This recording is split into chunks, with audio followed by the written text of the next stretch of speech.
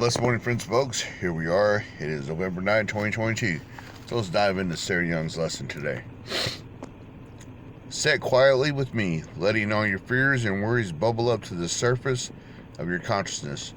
And during the light of my presence, the bubbles pop and disappear.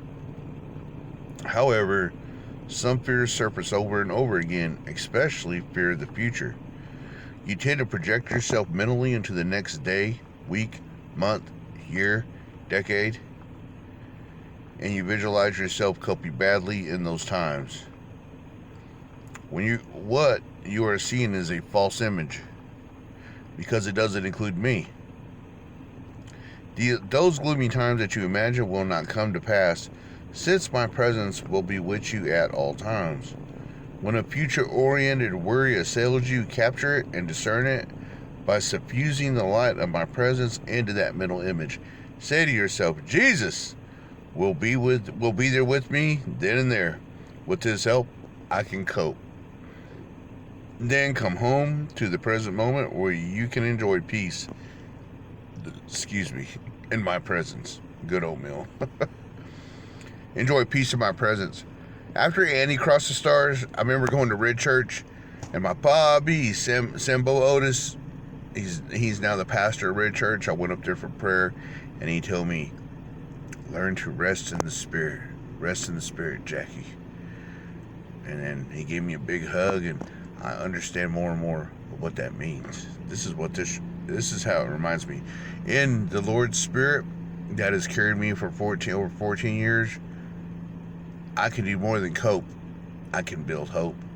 I can keep on keeping on. His mind fire tests purity in my heart and his love. And that love suffers long and endures everything. Everything.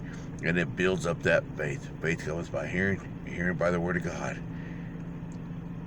We have 2 Corinthians 10 and 5. 10 and 5 reads, we destroy every proud obstacle that keeps people from knowing God. We capture their rebellious thoughts and teach them to obey Christ. Just that simple. That's how I stepped away from alcohol and drugs and came into his fold. We also have, let's see, what's the next one? Luke 12, 22 through 26. 22 through 26. 12, 22 through 26. Then turning to his disciples, Jesus said, that is why I tell you not to worry about everyday life, whether you have enough food to eat, enough clothes to wear. For life is more than food and your body more than clothing. Look at the ravens. They don't plant or harvest or store food in barns, for God feeds them. And you are far more valuable to him than any birds. Can all your worries add a single moment to your life? And if worry can accomplish a little thing like that, what's the use of worrying over bigger things? With that, I have a really good defense. I'm not really a worrier, but there's nothing wrong with being concerned. There is a difference. But then again, trust me when I tell you, I have to fight the flesh of worry. When my girls go out for a little walk, I'm always like, are you packing? And Kate will be like, I got my blade, Daddy. I used to have a taser, phaser, whatever that thing was, but Cubby lost it. So I got to get her another one. But I battle with worry just like anyone else, but most of the times I'm concerned, because if you leave it in the Lord's hand, he has the best pathway for your life in the first place. We have Deuteronomy 31 and 6. I thought it was on Isaiah. Deuteronomy 31 and 6 is real simple. So be strong and courageous. Do not be afraid and do not panic before them.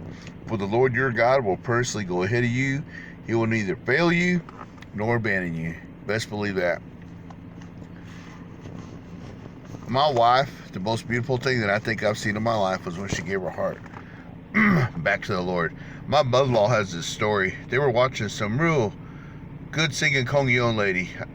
She puts on the purple thing and she leads a choir. I forget her name, but these two know her name. And this is before she got really sick.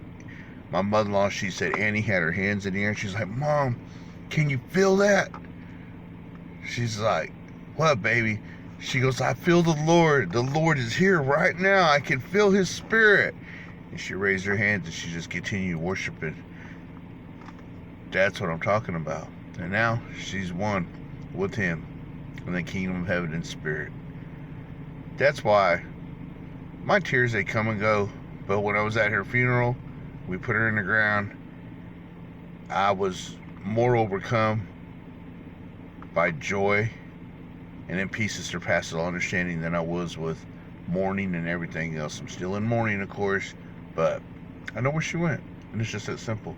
When you know that your loved one went to the kingdom of heaven, it gives you peace that surpasses all understanding. Just like my friend Linda Day. And I'm praying for y'all, Paula, Melinda, Carolyn, Marilyn, Robert. I'm leaving someone out. And of course, Mary Stumbling Bear. Kelly. This is what you could pretty much know that Linda made it. Of course, you already know Linda made it, but you're going to battle just like I do. But know that love that suffers long and endures everything. Someday we'll be with him again. Just not yet, for we must be about the Father's business. Be blessed today in your own journey, and just know these good things, so that way people will know that he never fails you or abandons you. Be blessed in your own journey.